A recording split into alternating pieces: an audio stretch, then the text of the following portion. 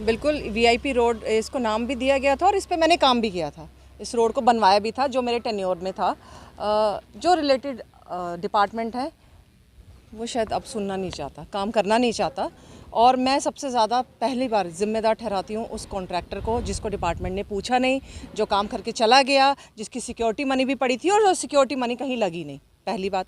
दूसरी बात, यूईडी डिपार्टमेंट ने पूरे शहर की तो हालत बुरी करी है, मेरे वार्ड की भी इक्वली की है। अब आपको आज ये रोड दिख रही है, इन लोगों ने तोड़ के ये चले गए। कितनी बार हमने कॉन्ट्रैक्टर को मैंने फ़ोन करके बोला कि इसको रिस्टोर करो, उसका जवाब है पैसा नहीं है। अगर पैसा नहीं है तो फिर वो पैसा कहाँ है? वो पैसा कहाँ है? तो आप देख रहे हैं इतने यूईडी डिपार्टमेंट के सारे नीचे से जेई से लेकर एक्शन से लेकर चीफ इंजीनियर प्रिंसिपल सेक्रेटरी तक है। मैं तो कहती हूँ आज की डेट में उन लोगों को यहाँ पर प्रिंसिपल सेक्रेटरी और कमिश्नर सेक्रेटरी को इधर बुलाना चाहिए और उनको पूछना चाहिए कि यूईडी डिपार्टमेंट ने पूरे शहर को जो खुदाई करके दी है उसकी रिस्टोरेशन पॉलिसी कब होगी? 5 साल बाद, 6 साल बाद, 10 साल बाद या 20 साल के बाद? या होगी ही नहीं कभी।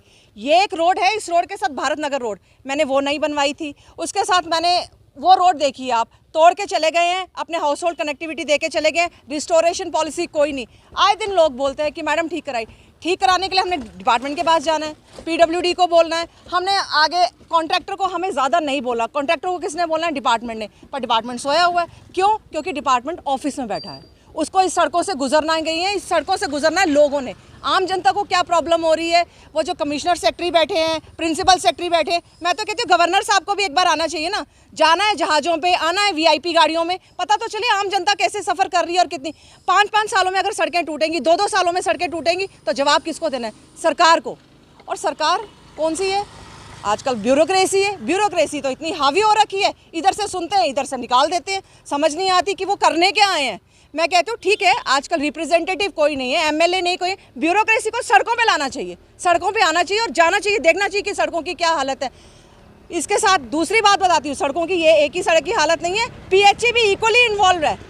पीएचई ने कॉन्ट्रैक्ट दे दिया किसी को, पाइपें पड़ रही हैं। जितनी नई सड़कें बनाई हैं सारी खोद के पिछले 3-3 महीनों से पड़ी हुई हैं। चाहे आप वहाँ पर जिखैनी में चले जाइए, चाहे भारत नगर एरिया में चले जाइए, चाहे मेरी दूसरी गली में चली जाइए। इतनी मेहनत करते हैं हम लोग, जाके फंड्स लेके आते हैं। फंड्स कौन सा है? जो लोग अपने पैसे, जो मैं कहती हूँ जो रेवेन्यू जनरेट होता है वही पैसा है ना, लोगों का टैक्स पेयर है ना, वही पैसा। उसी पैसे को एक तरफ से लगवाते हैं, दूसरे डिपार्टमेंट आते हैं उसका सत्यानाश कर जाते हैं। मुझे समझ नहीं आती कि आपस में तालमेल नहीं है, इनका आपस में तालमेल नहीं है, आपस में ये काम नहीं करना चाहते, इतना ऊपर तक जो ताम झाम है वो नहीं करना चाहते। और सफरर आम जनता, तो आम जनता की पड़ी नहीं है किसी को, अपनी गद्दी की पड़ी है, अपने घूमने। मैं कहती हूँ ये जो घूमने का टूरिज्म का डिपार्टमेंट है, ये जो जितने भी प्रिंसिपल सेक्रेटरी हैं, इन सबको एक बार टूरिस्ट एज अ टूरिज्म उनको घुमाना चाहिए। जाइए अपने अपने वहाँ देखिए कि कितना टूरिज्म फल फूल रहा है।